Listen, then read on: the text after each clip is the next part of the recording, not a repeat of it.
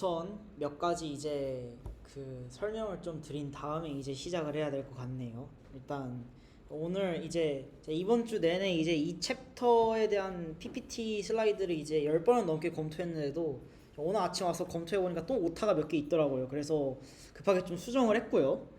이제 원래는 제가 이번 세미나를 이제 챕터 2, 3을 같이 묶어서 진행하려고 하다가 이제 챕터 2를 이제 준비하면서 보니까 살짝 여러 가지 내용들을 추가하게 되었는데 도저히 이제 1시간 안에 끝낼 분량이 안 될 것 같아서 일단 챕터 2와 3을 이번 주와 다음 주에 걸쳐 나눠서 하게 되었습니다.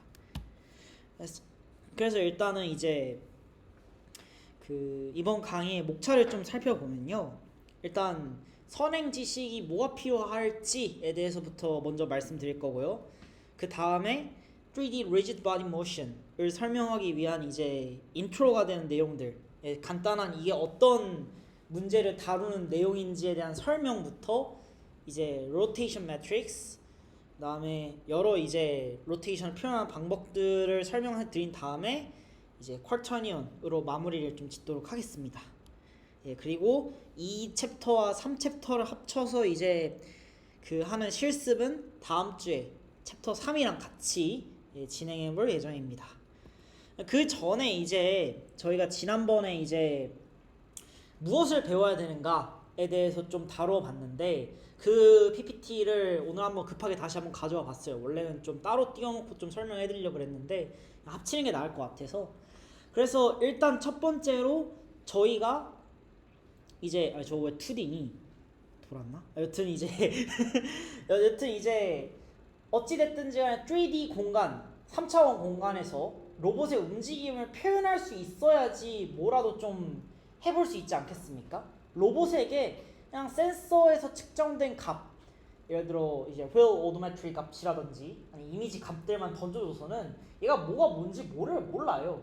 그리고 단순히 지금 자기가 이제 위치하고 있는 좌표값을 던져준다 한들 저쪽에 있는 물체와의 관계 레프레젠테이션이 안 된다면은 또 그것도 무용지물이겠죠. 우리는 로봇은 상당히 멍청하기 때문에 일일이 그게 어떤 의미를 갖는지를 좀 이제 로봇한테 설명해 줄 필요가 있습니다. 그래서 이제 선수 지식을 좀 설명해 드리자면은 기본적인 선형대수 지식이 있으면 좋을 것 같고요. 기본적인 이제 캘큘러스 지식이 있으면은 좀 더 좋을 것 같은데 여기서는 그렇게 액티브하게 사용되지 않아요. 그리고 기본적인 이제 기하학 지식이 좀 있으셨으면 좋겠습니다.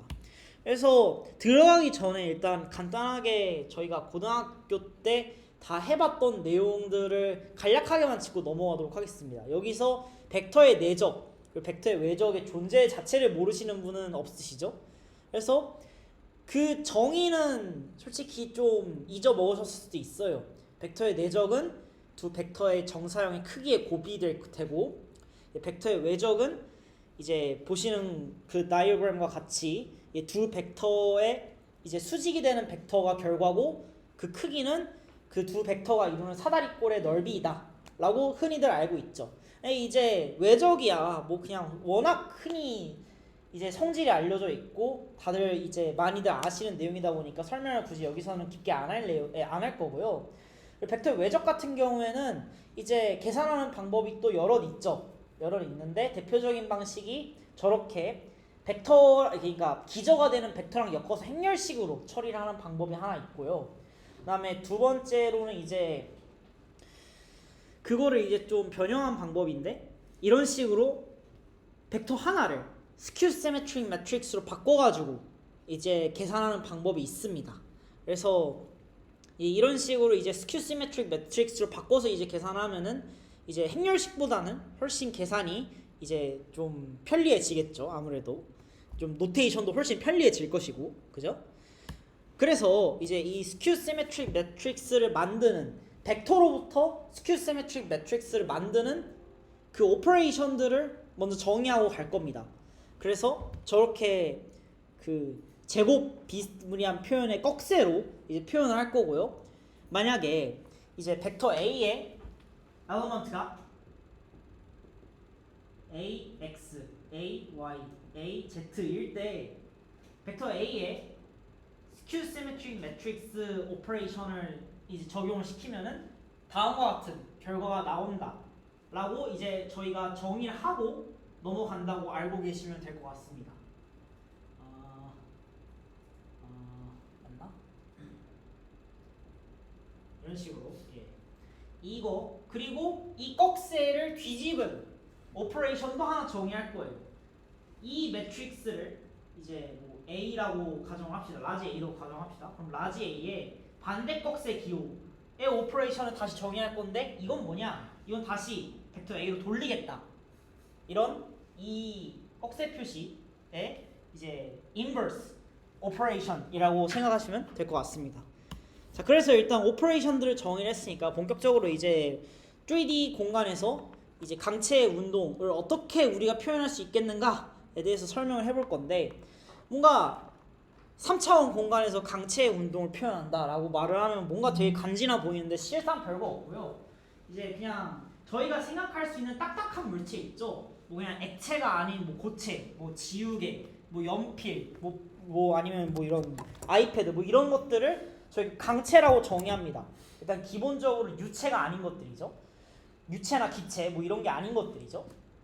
뭐 기체, 액체 뭐 이런 게 아닌 것들, 딱딱한 것들. 근데 저희가 이제 로봇이 기본적으로 저희가 기본적으로 만드는 로봇은 다들 강체 아니겠습니까? 그죠? 뭐 유체 역학적으로 움직이는 로봇을 만드시겠다, 파이팅. 예, 그건 제 알바가 아니고요.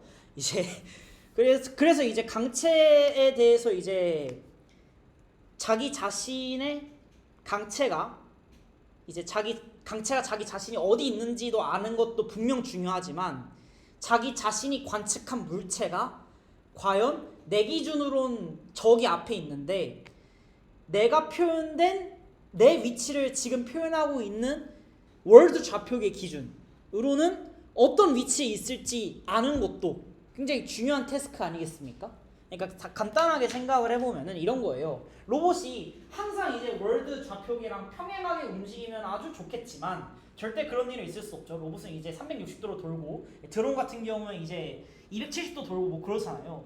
그런 상황에서 이제 저희가 이제 흔히들 3차원 좌표계, 3차원 공간에서의 좌표를 1, 0,0 이런 식으로 표현을 하고 0,1,0 이런 식으로 표현을 하고 0,0,0 1 이런 식으로 이제 표현을 해서 벡터 이런 단위 기저 벡터로 이제 표현하게 된단 말이죠. 가장 심플한 형태.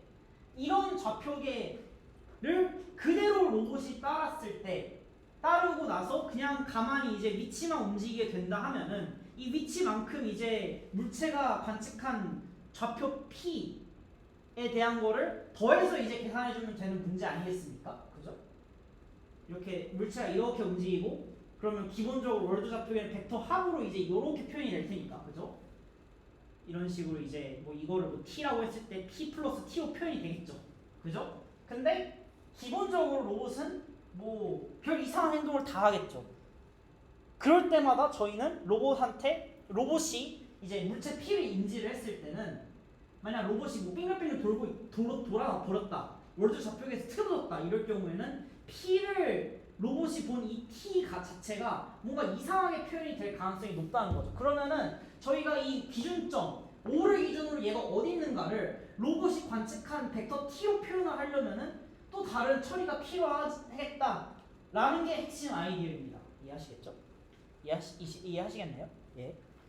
그러면 로봇은 굉장히 멍청하기 때문에 그거를 혼자 해줄 수가 없어요. 그럼 저희가 그걸 할 수 있는 알고리즘을 좀 만들어 놔야겠죠? 그거를 집중적으로 이번 챕터에서 다뤄볼 예정입니다. 이해하셨죠? 자, 그래서 처음으로 창안이 됐던 게 이제 로테이션 매트릭스라는 겁니다. 자, 로테이션 매트릭스는 뭐냐? 간단하게 생각을 해서 이 두 좌표계로 표현되는 점들 간의 관계를 표현한 매트릭스라고 생각을 하시면 되겠습니다. 그래서 이 점 P를 뭐 로봇이 있는 좌표계, 뭐 예를 들어 뒤틀린 좌표계가 있다고 가정을 해볼게요. 이런 식으로 로봇이 이 P를 관측한 이 좌표계로 이 P를 표현할 수 있을 것이고, 이 월드 월드 좌표계로 이 좌표 P를 또 표현할 수 있을 것이죠. 그죠? 자, 그렇다면은 이 로봇이 관측한 좌표계 P랑 이 월드가 관측한 좌표계 P랑 어떤 차이가 있겠는가? 만약에 로봇이 움직이지 않았을 때부터 가정을 해보자고요. 그러면은 이런 식으로 월드 좌표계에 있다고 가정을 했을 때 지금부터 이제 그 트랜슬레이션을 같이 고려를 하면은 상당히 혼란스러우실 수 있으니까 일단 회전부터 생각을 해봅시다. 설명이 너무 중요한 여튼 그래서 이제 로봇이 그러면은 뭐 이런 식으로 빙글 돌아 있다라고 생각을 해보자고. 이게 로봇, 이 빨간색이 로봇 좌표계입니다. 그러면 저희는 이제 목표가 뭐냐? 어떤 지점 P에 있는 물체의 위치를 로봇이 관측을 했을 때, 로봇이 이렇게 관측을 했어요, 얘를. 이거를 월드 좌표계로 한번 표현을 해보고 싶다는 거죠. 이해하셨죠? 자, 그럼 그걸 어떻게 표현할 수 있겠는가? 답은 간단하게 PPT에 있는 것과 PPT에 있는 수식으로 이제 유도가 가능합니다. 월드 좌표계에 있는 기저가 있을 것이고 그걸로 표현된 그 포인트에 대한 이제 좌표값이 있을 것이며 로봇이 관측한 좌표값도 있고 로봇의 이제 저희가 로봇의 기저 벡터들을 저희가 알고 있을 때, 그러니까 얘네들 이 로봇의 기저 로봇 X, 이 로봇 Y, 이 로봇 Z 이런 식으로 얘네들을 이제 알고 있을 때 단순히 저런 식으로 이제 레프레젠테이션을 해서 벡터 로테이션 매트릭스를 구할 수 있다라는 게 이제 로테이션 매트릭스의 핵심인데, 이제 저렇게만 봤을 때는 무슨 이야기를 하시는지 잘 감이 안 잡히실 수도 있을 것 같아서 예제를 좀 준비해 왔어요. 지난번 강의 때는 이제 예제 없이 그냥 설명으로만 이제 퉁쳤는데 이제 그렇게 하니까 다들 뭔가 이해도가 그렇게 높아 보이진 않는 것 같아서 이번에는 2차원 공간에서의 예제를 좀 가져와 봤습니다. 2차원 공간에서의 예제를 간단히 들어보자면은 저희 원점에 이제 로봇 기준으로 저희가 생각을 해봅시다. 그러면은 원점에 저렇게 멍청하게 생긴 로봇이 이제 머리를 두들겨 맞고 있는 로봇을 관찰을 했다고 생각을 해봐요. 어떻게 관찰을 했냐?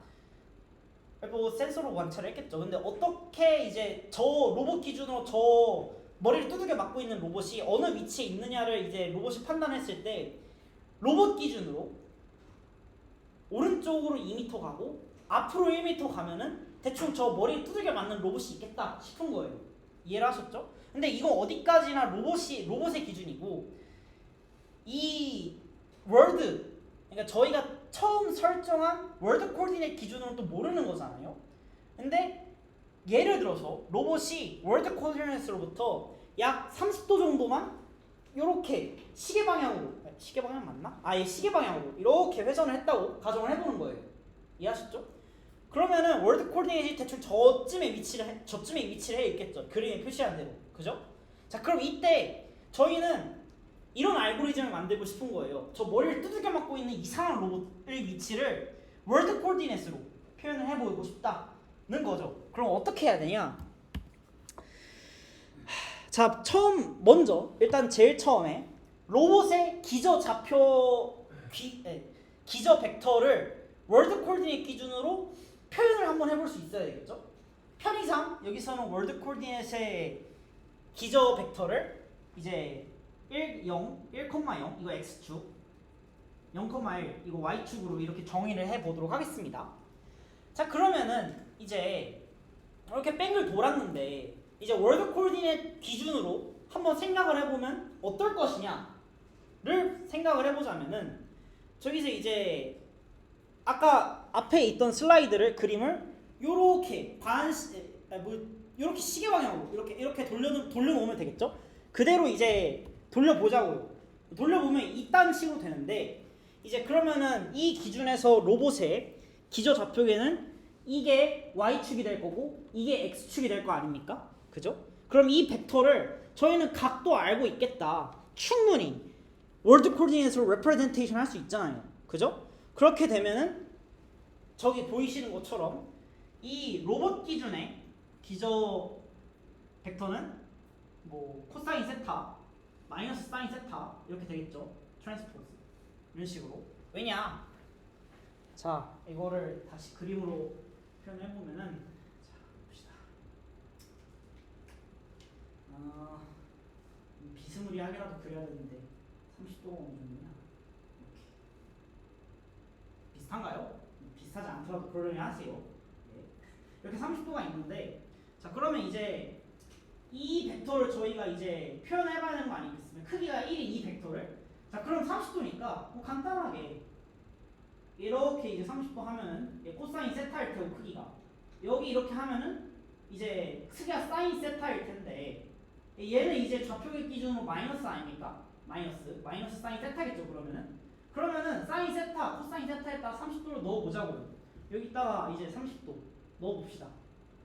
대충 이런 식으로 넣어봤다 가정을 해요. 뭐 계산은 뭐 그냥 나중에 알아서 하시고 이제 물론 다 알려진 값이긴 하지만 그래도 이제 그냥 적당히 그러려니 합시다. 그리고 y도 똑같은 방식으로 계산하면은 저런 식으로 기저 벡터를 표현할 수 있겠죠. 사인 세타, 사인 세타 트랜스포즈 이런 식으로. 자, 그렇다면은 월드 코디네이트 기준으로 봤을 때 저 머리를 두들겨 맞고 있는 이제 그 로봇 같은 경우에는 월드 코디네이트, 그 로봇 코디네이트 기준으로 얘로 이 방향으로 두 칸 가고 이 방향으로 한 칸 가면은 이 위치에 있지 않겠습니까? 이게 뚱땅 망치로 두들겨 맞는 이제 로봇이 있겠죠. 그죠? 그러면은 단순히 벡터 합으로 표현해 줄 수 있는 거 아니겠습니까? 그죠? 어떻게? P 월드는 E R X 플러스 E R Y 이런 식으로. 자, 그럼 이거를 좀 더 이제 이거를 이제 풀어서 쓰면은 뭐 저렇게 그 PPT에 보이시는 대로 이제 그냥 저런 식으로 쓸 수도 있지만 좀 더 간지나게 행렬로 표현을 해보자고. 간지나게랄까 이제 좀 더 편하게 표현하기 위해서 행렬을 쓰는 건데 행렬로 표현하면 저런 식으로 된다고요. 저런 식으로 되겠죠? 레프레젠테이션이 여기서 이제 칠판에 써보면은 이런 식으로 아이씨 P X P Y equal 사인 세타 마이너스 사인 세타 사인 세타 사인 세타 그다음에 저희가 원래 알고 있던 로봇의 관측값 2일 이런 식으로 하면은 간단하게 해결이 되겠죠? 그죠? 맞죠? 자, 그러면은 앞서 봤던 이 식을 좀 정리를 해서 생각을 해보면은 이 식과 저기 앞에 있는 이 친구와 동일해지지 않겠습니까? 이 예제를 그대로 3차원으로 확장하면 저게 되는 거예요. 별로 어려운 개념이 아닙니다. 다들 이해하시겠나요? 이거 뭐야? 자, 그래서 이제 회전은 이제 어느 정도 이해가 되신 것 같으니까 이제 여기에 로봇이 이동까지 했다라고 가정을 해봅시다. 그러면은 로봇이 벡터 t만큼 이제 이동을 했다라고 가정을 해볼게요. 월드 코디네이트로부터. 그럼 그림 표현이 뭐 이따구로 되겠죠? 그러면은 뭐 단순히 뭐 생각할 게 더 있나요? 여기에다가 플러스 t 이래주면 되겠죠. 그죠? 근데 좀 더 팬시하게 표현하면은 여기에다가 이제 플러스 t 이렇게 해주면 되겠죠. 이렇게 저희는 이동과 로봇의 이동과 회전을 동시에 표현할 수 있는 어떤 메소드를 갖게 된 겁니다. 그래서 이거를 좀 더 체계화해서 표현을 해보자면 어떻게 되냐면은 방금 전에 말했던 이제 로테이션 매트릭스 같은 경우에는 특정한 이제 조건이 있어요. 로테이션 매트릭스가 되려면은 자, 첫 번째로 로테이션 매트릭스 그 자신의 트랜스포즈는 자기 자신의 인버스가 돼야 되고요. 첫 번째. 그 다음에 로테이션 매트릭스의 디터미넌트의 값은 1이 되어야 됩니다.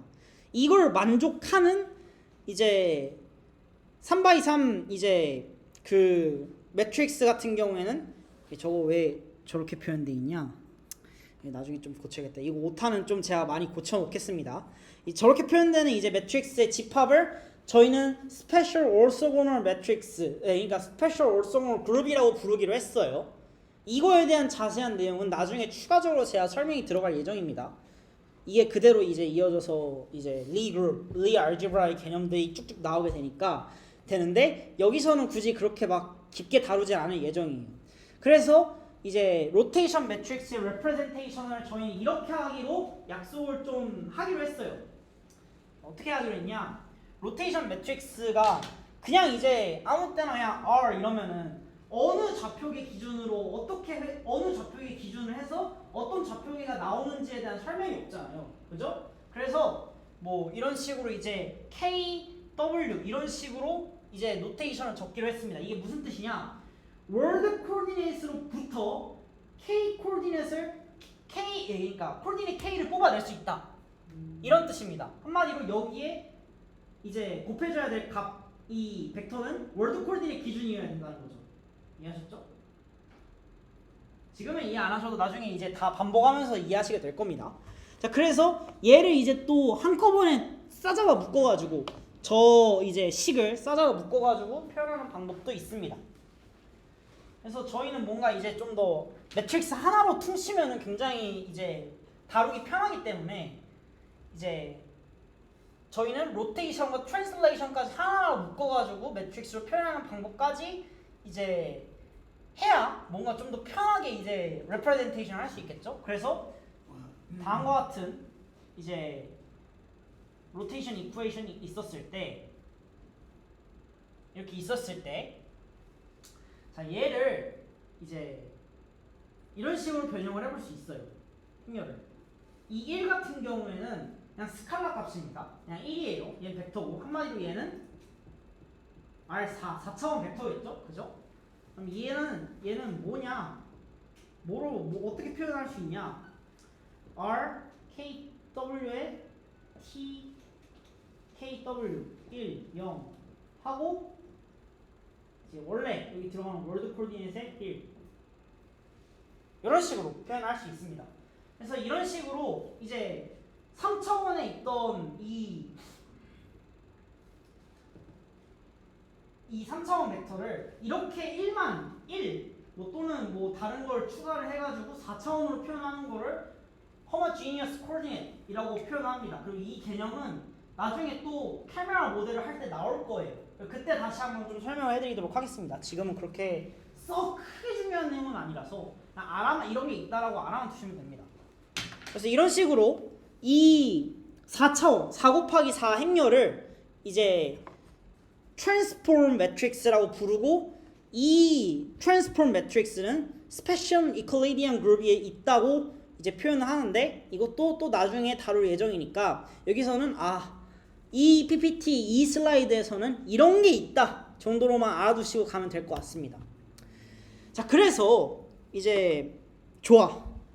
이제 회전 행렬을 알겠어. 그러면 이게 과연 회전을 표현함에 있어서 최선의 방법인가? 를 다시 한번 생각을 해볼 필요가 있겠죠? 근데 생각을 해보면 좀 뭔가 부조리해요. 일단 첫 번째로 저희가 회전과 이동까지 합해가지고 들어가는 총 이제 그 변수의 수는 6개입니다. 왜냐? Z축, X축, Y축 이렇게 있죠? 이게 월드 코디네이션을 해봅시다. 그러면 회전을 표현함에 있어서는 요만큼 회전한 값 알파, 요만큼 회전한 값 베타, 요만큼 회전한 값 뭐 감마 이거 3개만 필요해요. 더 필요한가요? 없잖아요. 그리고 트랜슬레이션을 표현할 때도 이 얼마만큼 이동해야 했는지에 대한 뭐 x, y, z 뭐 프라임이랑 붙이죠. 이 값만 필요하단 말이죠. 그죠? 그러면은 총 6개 값만 필요한 거예요. 근데 6개 값만 필요한데 저희가 회전 매트릭스, 로테이션 매트릭스 같은 경우에는 값이 9개 있단 말이죠. 그러면 회전을 표현함에 있어서 파라미터 수가 9개인데 특정 회전을 표현하기 위해서 우리가 추정해야 되는 회전 그 파라미터 수가 9개라는 거는 좀 뭔가 3개가 추가적으로 많아버리잖아요. 이게 뭔가 좀 이제 비효율적인 것 같다라고 생각해서 더 나은 레프레젠테이션이 없을까 해서 생각을 많이들 했단 말이죠. 이거 어떻게 줄일 수 있을까 얘를. 얘를 좀 더 줄이고 똑같은 회전을 어떻게 표현할 수 있을까? 이거를 생각을 많이 해봤어요. 옛날 이제 사람들이. 그리고 또한 마찬가지로 이 회전 이제 행렬 같은 경우에는 그 추정을 함에 있어서 굉장히 치명적인 컨스트레인트를 하나 갖고 있습니다. 그게 뭐냐? 행렬식 이 1이다. 1을 만족해야 된다. 얘를 무조건 만족해야 된다. 라는 게 있는 거죠. 다들 행렬식 구하는 방법을 좀 까먹으셨을까봐 제가 좀 이제 그 설명을 해드리자면은 특정 행렬 뭐 A가 이제 n by n 행렬이라고 가정을 해봅시다. 그죠?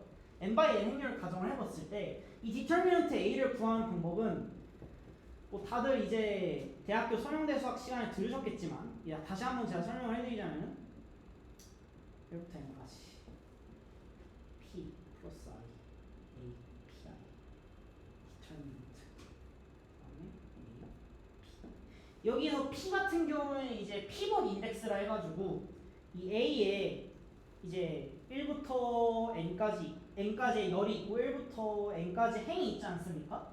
그럼 이제 여기서 피봇을 하나 선택을 해요. 뭐 여기서는 이제 row를 선택했으니까 피봇 열을 하나 선택을 해요. 이 피봇 열을 기준으로 이제 이 여기 있는 원소 각각 n개의 원소들이 얘가 되는 거고요. 그다음에 얘는 뭐냐?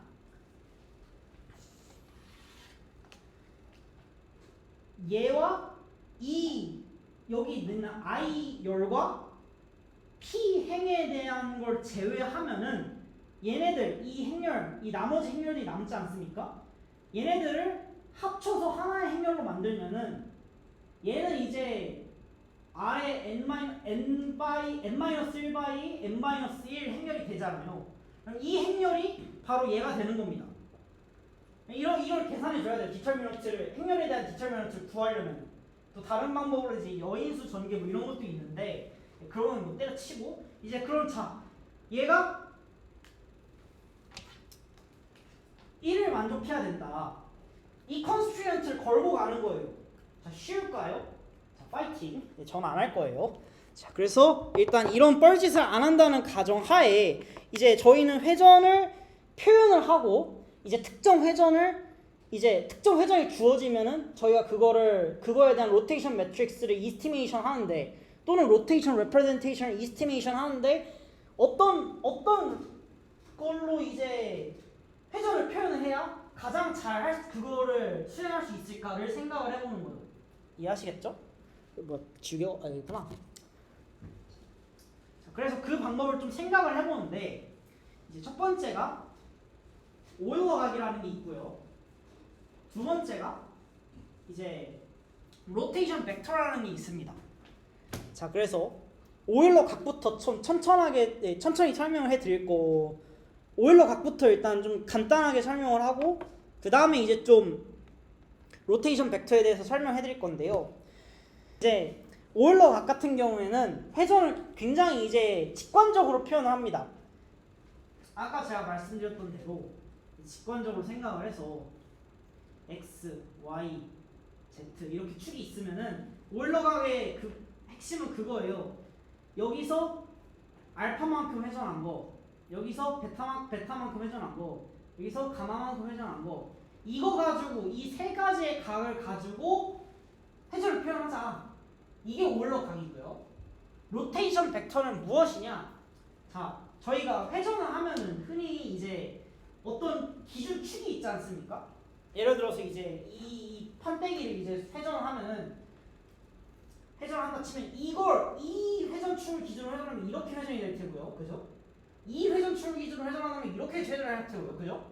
이런 식으로 기준축이 있고 얼마만큼 회전했는지를 표현해 줄 수가 있단 말이에요. 그래서 저희는 로테이션 벡터를 어떻게 정의를 할 거냐면은 벡터를 하나 정의를 해요. 이 벡터 같은 경우에는 저희가 뭐 E라고 정의를 하겠습니다. 그럼 이 E의 크기만큼, 그러니까 E의 크기가 회전하는 각이 되는 거고요. 이 E의 단위, 그러니까 E의 방향 벡터, 방향만 표시하는 크기가 1인 벡터 같은 경우에는 회전의 축을 표현합니다. 이해하셨죠? 그러니까 회전 축만큼 회전 벡터가 주어지면은 이 크기만큼 회전을 시킬 건데 방향은 이 회전 벡터의 방향대로 회전을 한다는 거죠. 이해하셨죠? 예를 들어서 뭐 예를 들어서 뭐라고 해야 되냐? 1,1,1 벡터가 주어지고 루트 3의 2파이만큼 주어졌을 때 얘는 이제 그 1,1,1 방향, 그러니까 요렇게 나온 방향으로 2파이만큼 회전하겠다라는 거죠. 뭐 물론 이걸 좀 더 헷갈리게 표현하지 않고 이제 표현하면 이렇게 되겠는데 이렇게 그렇겠죠? 얘는 크기가 1이 될 테니까, 그죠? 이렇게 나온 방향으로 2파이만큼 회전하겠다. 뭐 이런 식으로 표현을 하겠다는 게 회전 벡터인, 로테이션 벡터인 거예요. 이해하셨죠? 자, 그래서 이제 이 두 가지 방법에 대해서 저희는 좀 더 자세히 알아볼 건데 일단 오일러 앵글을 알아보기 전에 로테이션 벡터에 대해서 추가적인 설명을 좀 해드리도록 하겠습니다.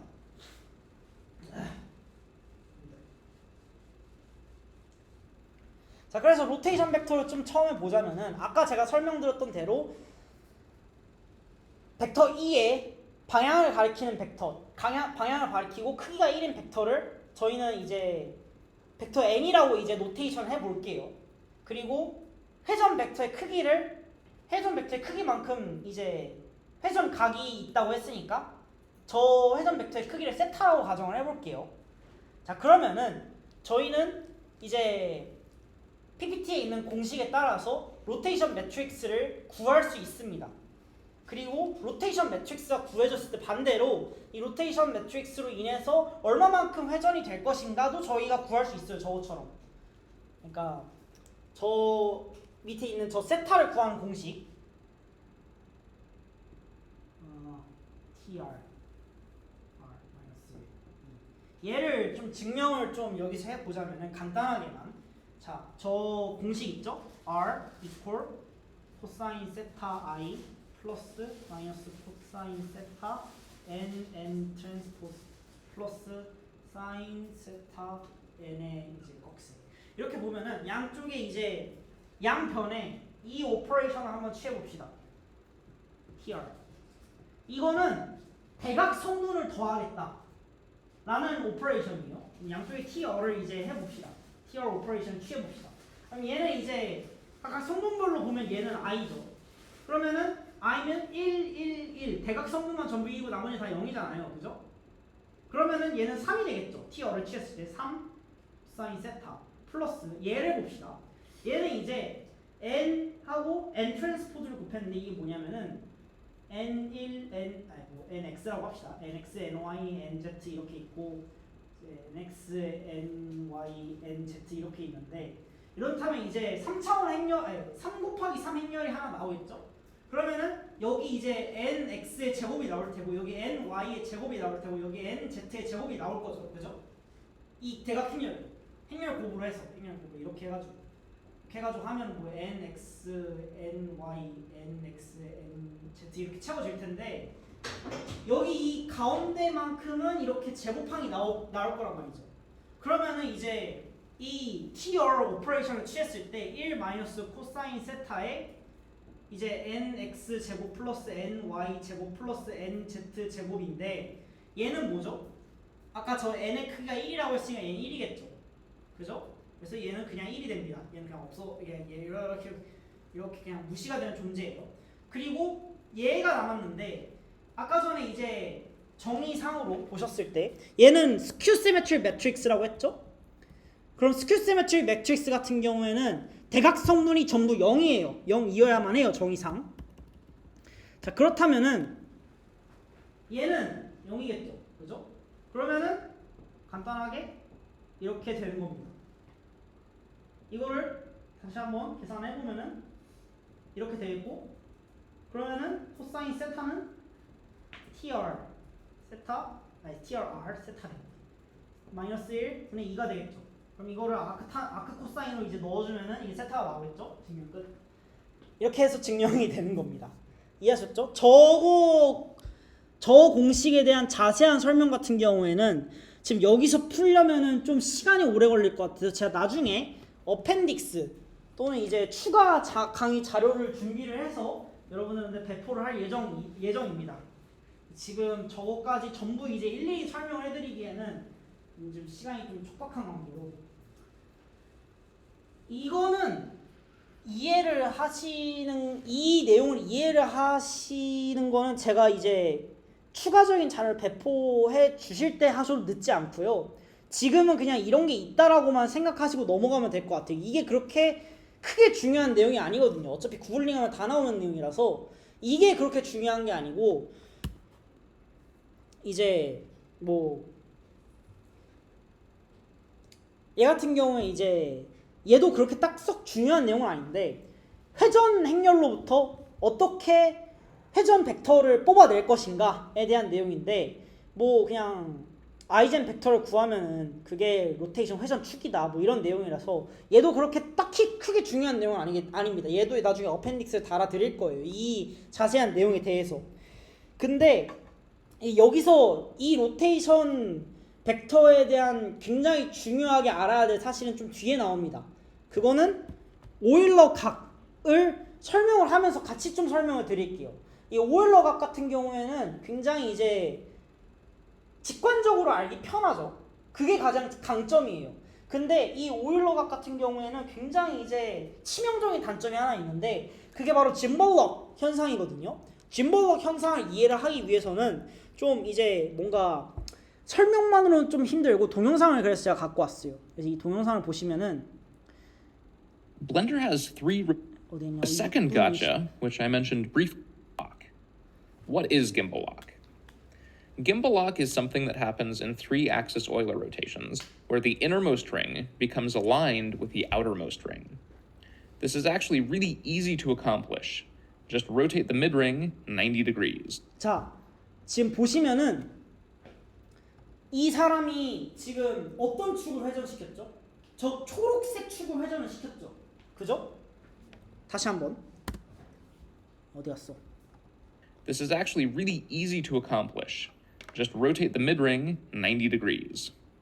When the middle axis is rotated 90 degrees like this, we have essentially lost an axis of rotation. 자, 저렇게 초록색 축을 회전시켰는데 애먹게 빨간색하고 파란색 축이 겹쳐버립니다. 이렇게 되면은 빨간색 축을 아무리 회전시켜 봐도 파란색 축 회전시킨 거랑 별반 다를 게 없어요. 이렇게 되면 축 하나를 잃게 되는 사건이 벌어지겠죠. 이게 바로 짐벌럭입니다. 이게 축 하나를 회전시켰더니 에머전 축 하나가 사라져버렸다. 이게 바로 이제 치명적인 오일러 각의 단점이라고 할 수 있어요. 이걸 좀 더 대수적으로 확인을 해보자면은 이제 어디 갔어?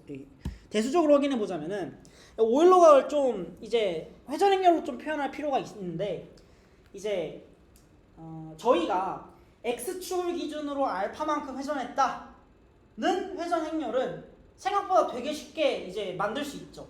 아까 전에 저희가 2차원 공간에서 이제 회전하는 거를 보여드렸잖아요. 그게 평면을 z축을 기준으로 회전시킨 거잖아요. 이렇게. 그러면은 이제 z축은 그대로 두고 x, y축만 변형시킨다. 이런 식으로 보시면 될 것 같고 x축, y축도 똑같이 회전 행렬을 그렇게 간단하게 만들 수 있어요. 3차원 회전 행렬을. 그럼 저희는 단순하게 생각을 했을 때 오일러 앵글의 결과가 되는 회전 행렬은 이 세 회전 행렬을 곱하면 되겠다. 특정 순서로. 특정 순서만 약속을 하면 되는 거 아니겠습니까? 그러면 이제 저희는 x축부터 그 다음 y축, z축 기준으로 행렬을 회전한다 해볼게요. 그러면 로테이션 매트릭스를 RZ, RY, RX 이런 식으로 한 게 최종 행렬 RT가 되겠죠. 이렇게 뭐 회전의 P를 곱한다면 X, Y, Z 순서대로 이제 곱해지면서 회전이 될 테니까. 그죠? 자, 그러면은 그 결과 행렬을 이제 계산 노가다를 해가지고 계산해봤을 때 저런 식으로 나옵니다. 자, 이때 아까 전에 이제 그 초록색 축, 빨간색 축, 파란색 축 보셨죠? 저희는 한번 가운데에 있는 y를 2분의 파이만큼 회전을 좀 시켜볼까요? 2분의 파이만큼 회전을 시킨다면은 코사인 2분의 파이는 0이겠죠. 그럼 여기서 이제 y는 베타만큼 회전을 했으니까 베타가 2분의 파이일 때 이렇게 되니까 코사인 베타는 0이겠죠, 그죠? 그럼 코사인 베타 0을 저기 저 행렬에 대입을 해보면은 그 결과는 밑에처럼 나옵니다. 자, 저기 같은 경우에는 r을 아무리 돌려도 알파를 아무리 돌려도 둘이 같이 움직이게 되겠죠. 저렇게 되면은 결과적으로는 세 번째 회전축과 첫 번째 회전축이 같아진 결과를 낳게 됩니다. 이렇게 되면은 세 번째 축을 아무리 돌려봐야 첫 번째 축을 아무리 돌려봐야 내가 원하는 결과를 얻을 수 없는 거예요. 저희가 원하는 회전 행렬을 영원토록 만들 수 없는 겁니다. 이런 문제가 바로 짐벌럭이에요. 이런 어떤 특이한 포인트들을 저희는 싱귤러리티 포인트, 특이점이라고 하는데 이게 좀 상당히 어떻게 보면 골 때리는 문제 아니겠습니까? 저희가 이걸 기반으로 알고리즘을 만든다 하면은 이 특이점마다 전부 예외 처리를 해줘야 될 거 아닙니까? 그죠? 근데 그렇게 하려면 상당히 좀 귀찮잖아요. 근데 그것도 있고 또 다른 문제, 여러 가지 문제들이 있어요. 근데 여기서는 일단 이것만 표현을 해보면은 이것만 이제 생각을 해볼게요. 그리고 또 두 번째 문제, 두 번째가 있는데 로테이션 벡터 같은 경우에는 완벽하냐가 아니라는 거죠. 자, 그럼 어떨 때 이제 이상한 상황이 발생이 하냐? 저희가 만약에 회전 행렬을 표현하고 싶은데 세타가 0일 경우, 회전을 안 한 경우에 회전 행렬을 표현하고 싶어요. 그럼 이걸 로테이션 벡터로 표현해보면 이 0벡터가 될 거 아닙니까? 그죠? 이는 세타 n이니까. 그죠? 얘가 근데 0이면 얘 0벡터일 거 아니에요. 그죠? 맞잖아요. 근데 0벡터를 가지고 저희가 원하는 이제 회전 행렬, 세타가 0일 때 회전 행렬은 이렇게 아이덴티티잖아요. 회전 행렬이. 그죠? 근데 얘를 가지고 아무리 앞에 선 이제 그 이쿠에이션에 아무리 집어 넣어봤자 원하는 결과는 뽑아낼 수 없다는 거죠. 이해하셨죠? 그래서 이제 여하튼 이제 좀 말이 길어졌는데 뭔가 정확히 말하자면은 얘를 가지고 얘랑 얘를 뽑아낼 수 없다는 게 가장 큰 문제예요. 그러면 저희는 뭐 어떻게 해야 되겠느냐? 이것도 문제고 여기 이 포인트에서도 굉장히 문제가 될 것이고 싱귤러리티 포인트 이 포인트에서 굉장히 문제가 될 것이고 그 다음에 또 문제가 되는 게 불연속성이에요. 불연속성이 어떤 불연속성이냐? 자, 예를 들어서 저 멍청하게 생겨 보이는 로봇이 저렇게 세타2에 있는 것만큼 이제 회전이 되어 있다가 시간에 따라서 천천히 연속적으로 저렇게 세타1으로 한번 각이 이동해 본다고 생각을 해보세요.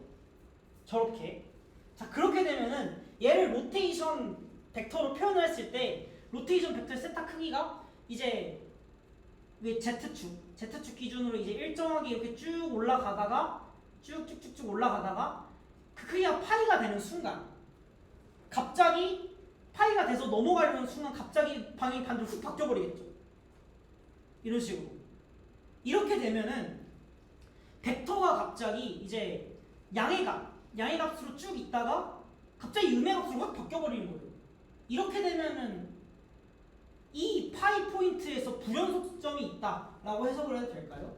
그러면 저희가 나중에 얘를 가지고 이제 추정 알고리즘을 해석적으로 세우는 데 있어서 불연속점이 있다는 게 무슨 뜻이냐면은 이 포인트에서는 알고리즘이 작동을 안 한다는 소리예요. 그럼 이 포인트에서 또 예외 처리를 해줘야겠죠.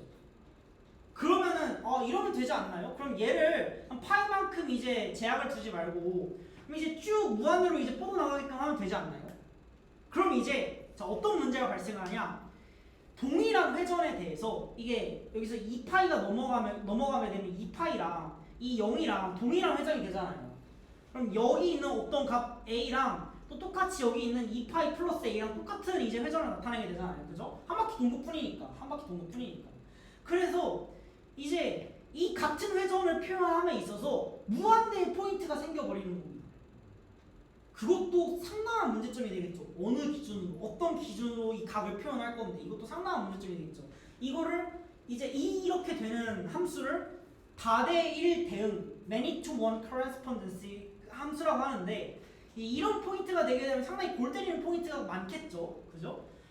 그러면은 아 적당히 이제 그 0부터 파이가 아니라 아니 그러니까 뭐 마이너스 파이부터 파이가 아니라 0부터 2파이로 하면 되지 않나요? 또 똑같이 2파이에서 여기로 돌아가는 이제 불연속 포인트가 생기는데요. 아 그럼 또 무한대로 늘려주면 되지 않나요? 또 똑같이 메이크 투 언코레스폰드가 생기는데요. 이렇게 무한히 반복하다 주화인마에 걸려서 죽게 되는 겁니다. 예, 이해하셨죠? 예, 다윈상을 받으실 거라면은 이게 최고의 방법입니다. 훌륭한 방법이 될 수 있어요. 자, 그럼 저희는 어떻게 하면 되냐? 저희는 그럼 이런 문제들이 있어요. 자, 그러면은 이제 오일러각도 싱글러리티 포인트 때문에 별반 쓸모가 없어요. 또 똑같이 로테이션 벡터도 불연속점도 있고 싱글러리티 포인트도 있어서 쓸모가 없어요. 그럼 여기서 두 손 다 대고 포기를 해야 되냐? 라는 시점에서 20세기 수학자들이 뭔가 하나 발견을 합니다.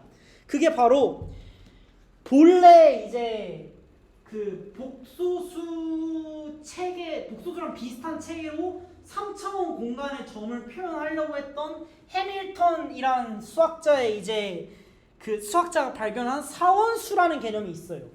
얘를 얘로 이제 회전을 표현해보자 이렇게 생각이 난 거죠. 그래서 사원수가 뭐냐? 이걸 생각을 해볼 건데 저희가 이제 복소수로 2차원 평면, 그냥 복소 평면을 이룰 수 있다는 거를 다들 알고 계시잖아요. 이쪽이 허수축, 이쪽이 실수축으로, 그죠? 이런 식으로 이제 이게 B고 여기가 A라고 하면은 이 포인트를 A 플러스 B의 I라고 이제 표현할 수 있다는 거 다들 알고 계시잖아요. 해밀턴이라는 사람은 이렇게 표현했어요. 아, 2차원도 이렇게 복소수, 대수, 수로 이제 깔끔하게 표현할 수 있는데 3차원도 이런 게 있지 않을까? 라는 생각을 했어요. 여기까지 충분히 생각이 미칠 수 있죠? 그러면 저희는 3차원에서는 X, Y, Z 이렇게 세 개의 정보가 필요하잖아요. 해밀턴 씨도 이렇게 세 개의 정보를 가지고 지지고 볶고 이제 실행을 해왔어요. 아, 이 세 개의 정보랑 적당하게 좋은 복소수 체계 하나만 이제 설립을 하면은 뭔가 3차원도 이런 식으로 대수적인 표현이 가능할 거야 하고 머리 쓰는 거 고민하고 있다가 이제 어느 날 이제 강을 건너고 있는데 딱 그때 뭔가를 발견을 한 거죠. 아, 세 개로는 답이 없다. 네 개로 가자. 플러스 1. 여기 하나 더 쓰자. 그러면 뭔가 표현할 수 있겠다 싶은 거예요. 그래서 발견을 한 게 4개의 수를 써서 이제 3차원 공간의 점을 대수적으로 표현할 수 있는 복소 체계를 만들었다 해서 사원수입니다. 그걸 영어로 하면 쿼터니언스고요. 뭐 쿼터, 뭔가 4개 뭐 이런 느낌이 있는 것 같지 않습니까? 그래서 앞선 이 두 방법은 너무 이제 결점들이 많아가지고 써먹을 수가 없어요, 저희가. 그래서 뭐 완전 글러 쳐먹었다 뭐 이런 걸 말하는 건 아닌데 그냥 지금 와서 뭐 생각을 해보면 결정이 많다 뭐 이런 거죠.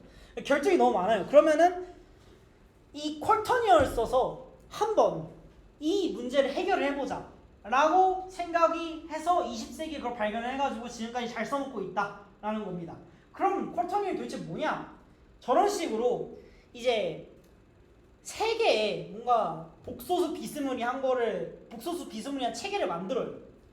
I 제곱은 마이너스 1이고요. J 제곱도 마이너스 1이고요.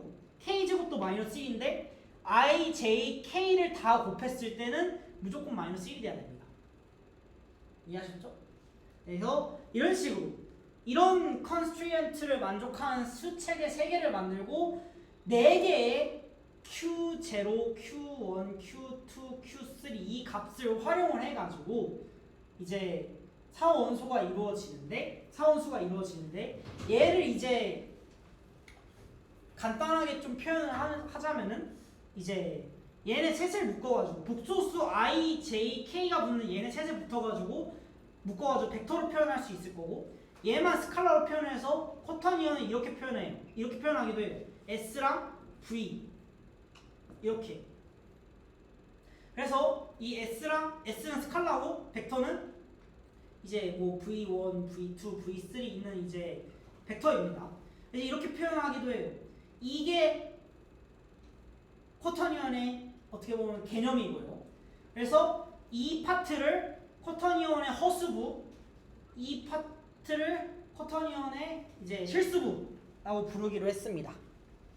자, 그래서 쿼터니언을 이렇게 정의한다는 건 알겠어. 그러면 우리가 쿼터니언에서 써먹어야 될 어떤 오퍼레이션들이 있어야 될 거 아닙니까? 오퍼레이션들이 있어야지 이 대수책을 써먹든 말든가 하죠. 그래서 오퍼레이션들을 쫙 정리해 갖고 왔는데, 자, 이거 외울 것도 아니고 시험 볼 것도 아니고 언제나 다시 볼 수 있죠. 깔끔하게 스킵을 하도록 하겠습니다.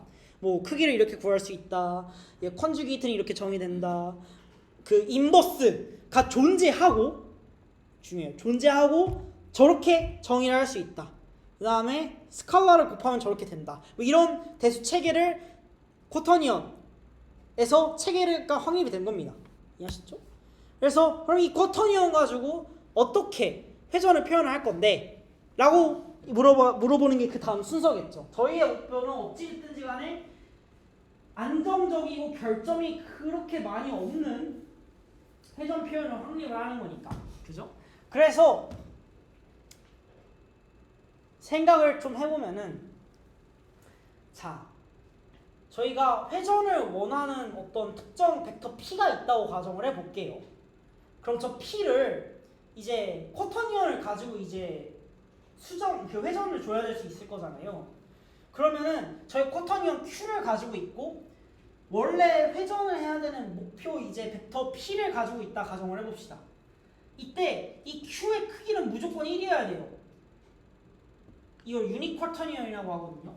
이렇게 유닛 쿼터니언이 있을 때 회전을 어떻게 표현을 하냐? 회전 결과를 P'이라 했을 때 Q, P, Q-1 이 인버스 구하는 거 앞선 슬라이드에 연산이 있었고요. 이 쿼터니언들 간의 연산들 이거 전부 이제 앞에 슬라이드에 있었으니까 참고해서 계산을 하시면 됩니다. 이렇게 계산이 깔끔하게 돼요. 자, 그럼 이제 이 P는 쿼터니언이 아닌데 3차원 공간의 점인데 이렇게 말할 수 있는데 이 P를 좀 변형을 해야 돼요. P가 이제 원래 X, Y, Z의 값이 있었잖아요. 그러면은 첫 번째의 리얼 파트가 0, 이거 허수부의 X, Y, Z를 때려 넣는 겁니다. 이렇게 쿼터니언을 한번 정의를 하고 이런 식으로 연산을 해주면은 회전 결과를 받아낼 수 있고 여기에서 이제 허수부 떼가지고 가져오는 게 3차원 좌표가 되는 거예요. 이해하셨겠죠? 이게 바로 쿼터니언을 이용해서 회전을 표현하는 방법인데, 얘만 가지고 이제 뭔가를 하면은 조금 실용성이 떨어질 수 있어요. 아무래도 이제 P가 가운데에 있으니까 뭔가 깔끔하게 행렬로 정리가 안 되는 느낌이 들지 않습니까? 그럼 이제 행렬로 깔끔하게 정리가 안 되면 행렬로 깔끔하게 정리를 하면 되잖아요. 그죠? 저희는 무한정 수식 노가다를 통해서 그걸 할 수 있습니다. 시간이 많이 걸릴 뿐이지.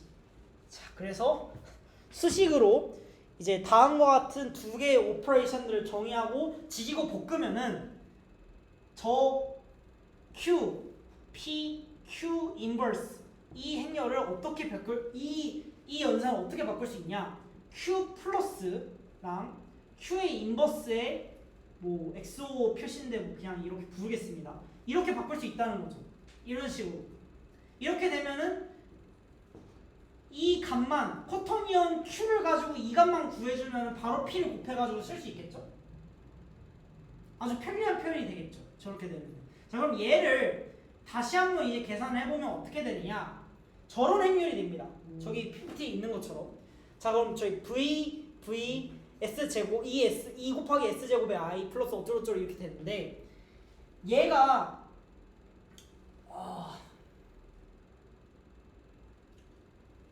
얘를 이제 잘 생각을 해보면은 저렇게 0벡터 두 개 있고 허수부, 그러니까 P는 이거잖아요. 0이 있고 여기에 원래 P가 있는 거잖아요. 그죠? 그러면은 저 행렬을 그대로 곱했을 때 P에 직격으로 곱해지는 거는 V 트랜스포즈 플러스 ES 제곱의 I 플러스 ES V 플러스 이거란 말이죠. 이 행렬이란 말이죠. 그럼 이 행렬을 P에다 곱해지는 고 결국 그 결과가 P 프라임이 되는 거잖아요. 그죠? P 결과 우리가 원하는 결과가 되는 거. 그럼 결과가 되는 거잖아요. 그죠? 얘가 바로 우리가 원하는 로테이션 매트릭스가 되겠죠. 이렇게 쿼터니언을 로테이션 매트릭스로 등가 교환 바꿔 먹을 수 있다는 겁니다. 이해하셨죠? 자, 그러면은 이제 쿼터니언은 또 어떻게 해석이 가능한가를 생각을 해보면은 쿼터니언은 아까 말씀드렸던 로테이션 벡터와도 상호적으로 이제 좀 이제 쌍방으로 이제 좀 바꿔 먹을 수 있어요. 쌍방으로 바꿔 먹을 수 있는데 이제 저런 식으로 이제 쿼터니언의 실수부랑 허수부가 있다고 했을 때 이렇게 있다고 했을 때 이제 회전 이 쿼터니언에서 회전은 이 코사인 인버스 이 S 만큼 하고 이제 회전축 어떤 축을 기준으로 회전을 하는가는 저렇게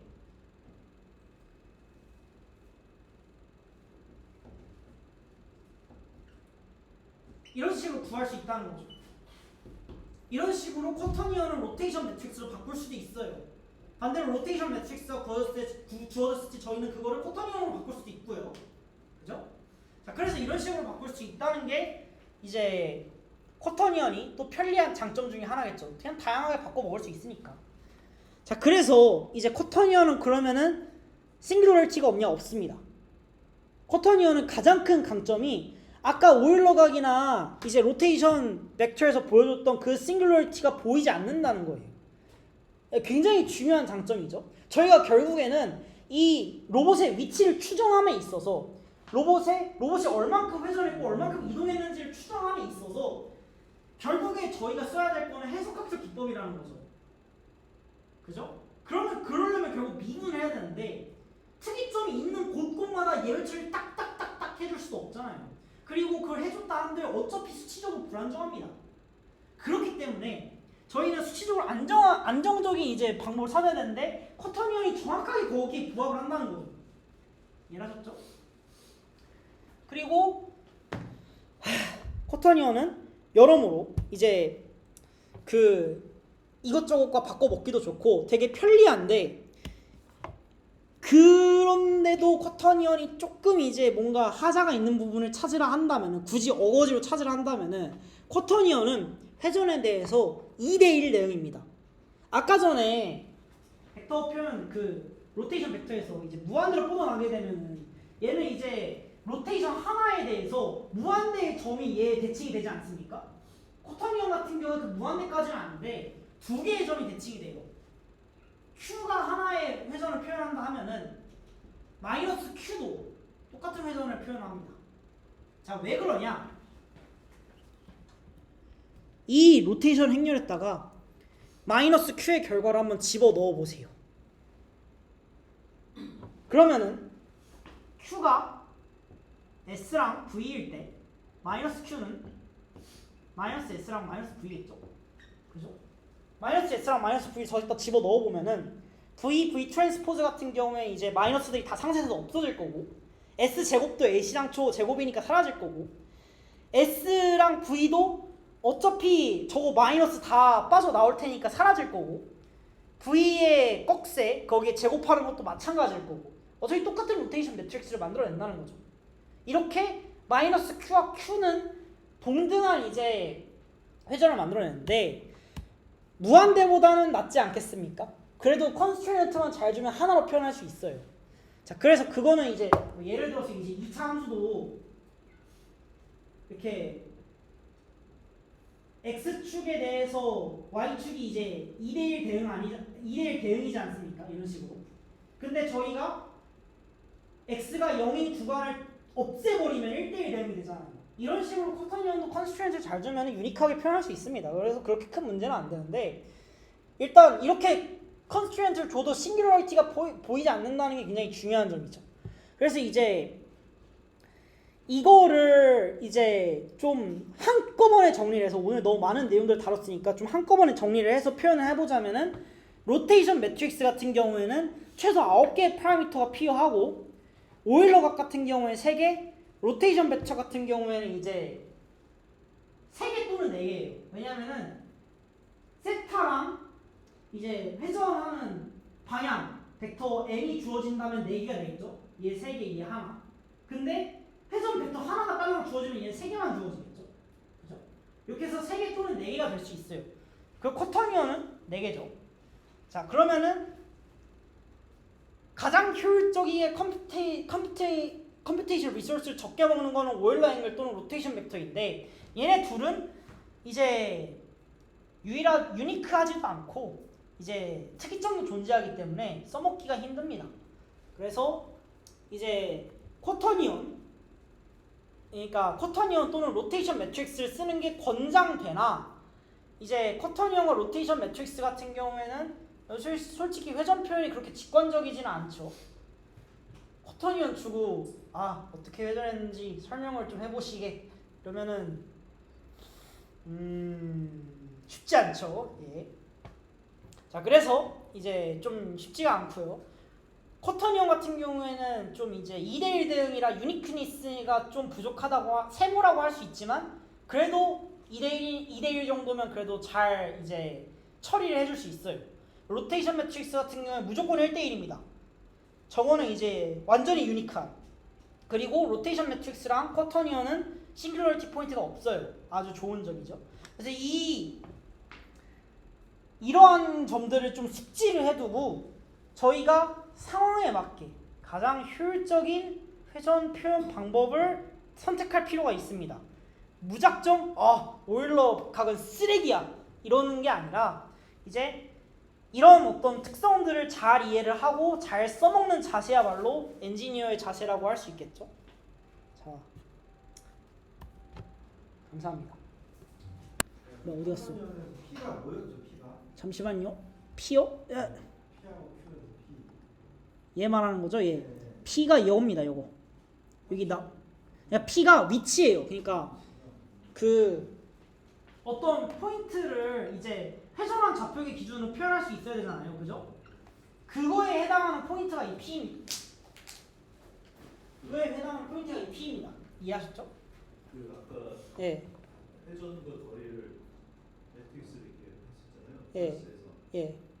저 쿼터니온을 해석을 해보면은 그냥 이동을 하지 않고 예. 회전했다 이런 식으로 표현을. 예. 맞아요. 쿼터니온은 또 애석한 점이 하나가 회전과 이제 이동을 동시에 표현할 수단이 없습니다. 쿼터니온은. 한번 이제 회전 행위를 바꿔. 4차원 예. 표현할 수 있다는. 예. 0을 줬다는 거는 이동이 없다 이런 의미하고 이제 비슷한 거 아니에요? 이 쿼터니온에서 0을 줬다는 게 제로 아니요. 저 0은 이제 아까 여기서 이제 보여드렸던 그 수업 그러니까 의미적 상원서의 어떤 의미적인 건 알겠는데 예. 달리 해석하면은 그런 식으로 표현이 가능하지 않아요? 아니요. 그거는 이 호모지니어스 코디니 이거랑 이제 동일한 맥락이에요. 쿼터니온의 대수적인 맥락이라 생각해 주시면 될 것 같습니다. 기하적인 맥락이라기보다는 여기서 저희가 행렬로 깔끔하게 표현하기 위해서 이 각 마지막 엘리먼트에 이제 1을 스칼라 1을 넣어줬잖아요. 쿼터니온에 들어간 0은 딱 이런 의미입니다. 그러니까 이 차원에서는 어쨌든 허수가 하나고 아니 허수하고 3차원을 하려면은 실수 3개 허수 하나 이렇게 표현이 되는 그런 방식인 거죠. 아니죠. 허수 3개 실수 하나죠.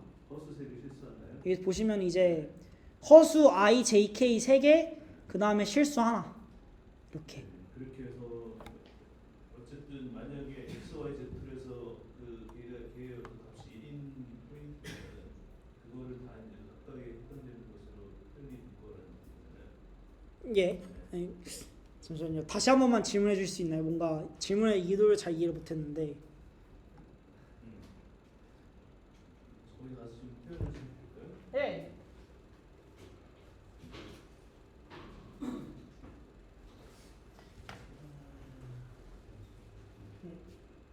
근데 우리가 지금 보면 허수는 여기서 x 허수가 이쪽 허수라고 보면은 예.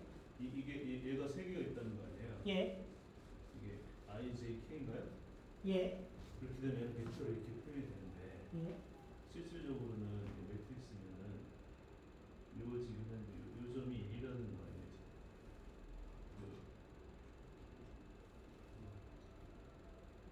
여기서 얘가 만약에 1이면은 버스도 1이고 여기도 1이고 그래서 얘가 1이란 만약에 요 값이 1이라는 얘기는 이거고 실질적으로 매트릭스에서는 3차원에서는 요거하고 요 사이를 1로 봤다는 의미로 해석이 되는 건가요? 보니까 네. 3차원 공간에서 저 P를 표현을 할 때 X, Y, Z 이렇게 표현을 해가지고 이제 이 점 P가 있다면은 얘가 이제 뭐 PX, PY, PZ 이렇게 표현이 되지 않겠습니까? 그죠? 그럼 얘를 이제 복소수처럼 대수적으로 표현하고 싶은데 그걸 어떻게 표현할 것인가에 대한 논의가 이제 쿼터니언이었고요.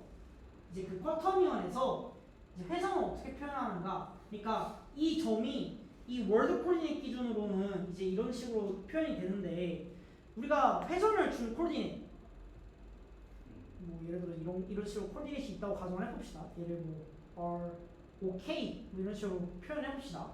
얘를 기준으로 표현하고 싶다. 그럼 어떻게 표현해야 되느냐 그거에 대한 논의고요. 이때 그러면 저희가 지난번에 회전 행렬에서 했던 것처럼 이제 R, K, W, 뭐 P 이런 식으로 표현을 할 수 있는 얘가 필요하지 않겠습니까? 그죠? 근데 쿼터니언은 차원수가 4죠. 4개가 있으니까.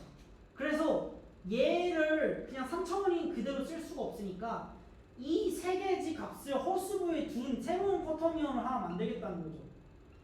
0, 실수를 0으로 두고 허수부에 PX, PY, PZ를 넣어둔 새로운 쿼터니언 하나 만들겠다는 거죠. 이런 의미입니다. 저걸 합해서 V로 볼까요? PX, PY, PZ. 예, 얘를 합쳐서 네. V로 표현할 수 있죠. 네. V. 이런 식으로. VP라고 가정할게요. 얘를 할게요. 그래서 이 질문의 의도를 저는 솔직히 좀 잘 이해를 하지 못한 것 같은데 여하튼 쿼터니언에서의 그러니까 이 3차원 점의 쿼터니언 표현에 대해서 0은 그런 의미입니다. 이해하셨죠? 네, 일단 네, 됐어요. 해밀턴을 보면 예. 해밀턴 역학적으로 좀 많이 그 하신 분이잖아요. 그래서 예. 그러니까 질문은 아닌데 내가 이해한 바를 설명드리면 역학은 지우지 마. 역학이 가장 중요한 역학을 해석을 할 때 예. 그 제일 중요한 게 역학 말 그대로 움직이는 학문이잖아요. 예. 움직이는 학문인데 예. 가장 중요한 기준이 출발점.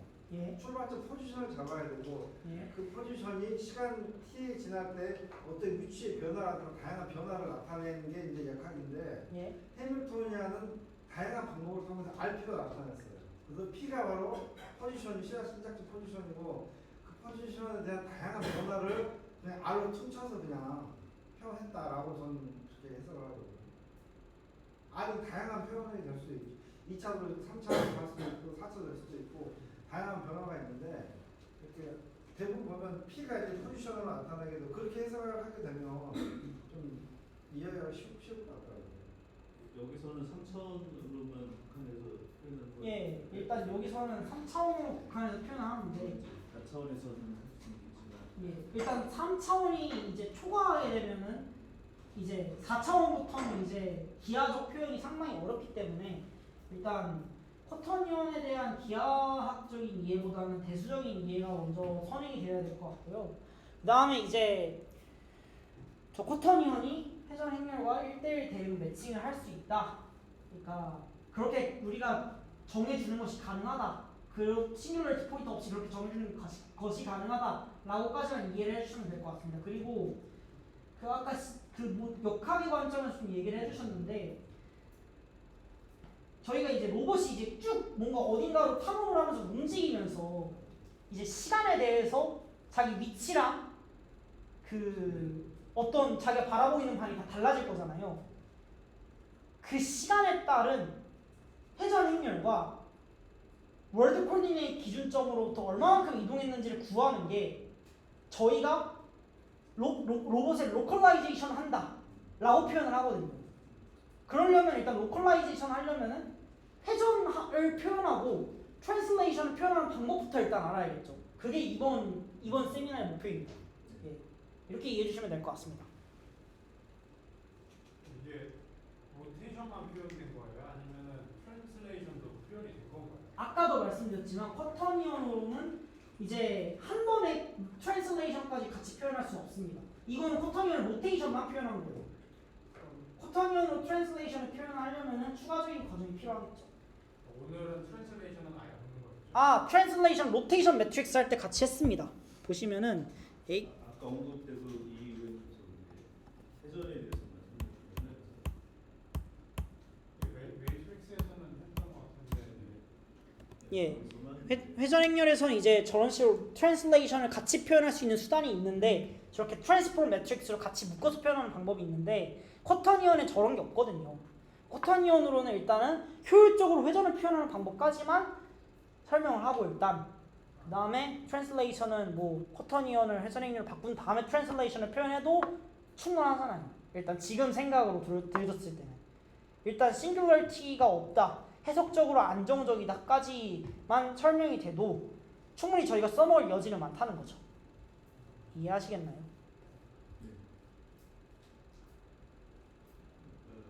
로스에서 예. 결국에 이제 마지막에 이제 앵글러 Z, 앵글러 Y, 앵글러 X를 사용해서 롤 피치 O를 쓰잖아요. 예. 그럼 그걸 나중에 이제 커터니언으로 다시 바꿔줘야 되는 예. 과정이 중간에 있어요. 예. 그러니까 일단 저희가 로스 같은 그 시뮬레이터 같은 거 보면 X, Y, Z 이렇게 해가지고 오일러각으로 표현을 하잖아요. 왜냐면 그게 직관적으로 표현하기 훨씬 편하니까. 근데 내부적으로는 대부분 다 쿼터니언을 쓰고 있을 거예요. 알고리즘이. 실제적으로 슬램도 내부적으로 쿼터니언을 쓰는 게 훨씬 많고요. 오일러각을 쓰고 있다는 거는 저는 현대 들어서는 들어본 알고리즘이 없습니다. 일단.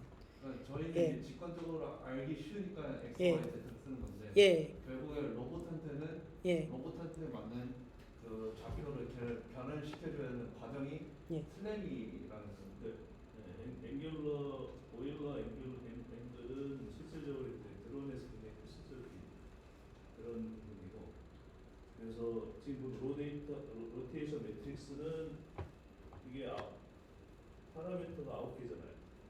그렇죠. 거기서 실질적으로 이제 컨터니언도 컨버전이 될 수도 있고, 예. 이게 로데이터로 바꿀 수도 있는 거잖아요. 그래서 맞습니다. 네. 그러니까 결국 실질적으로 봤을 때는 인간이 이해하기 쉬운 것과 로봇이 계산할 수 있는 것과는 전혀 다른 영역이기 때문에 이제 예, 그렇게 지금 이해를 하시면 될 것 같고, 그거를 총 정리한 게 이 표입니다. 지금 직관적 표현 항목에서 오일러 앵글은 이제 유일하게 이제 오잖아요. 로테이션 벡터도 물론 직관적으로 표현이 상당히 가능하긴 하죠. 근데 아무래도 이렇게 표현 있는 평면을 이쪽으로 회전하라 이러면은 이렇게 뭔가 좀 이상하잖아요. 그러니까 좀 세모를 했고요. 하지만 오일러 앵글은 아무리 평면이 이렇게 있든지 간에 X, Y, Z라는 명확한 이제 기준점이 있지 않습니까? 그렇기 때문에 이제 직관적으로 표현하기 훨씬 쉬워서 여러 시뮬레이터들, 유니티 같은 데서도 많이 이제 UI에 뜨긴 하죠. 근데 내부적으로 저희가 계산을 하고 로봇의 포즈 추정을 할 때는 쿼터니언이 수치적으로 안정적이고 로테이션 매트릭스가 수치적으로 안정적이기 때문에 기본적으로 쓰는 건 저걸 쓰는 게 좋다라는 거죠. 되도록이면은 파라미터 수도 적은 쿼터니언으로. 이해하셨죠? 네. 예.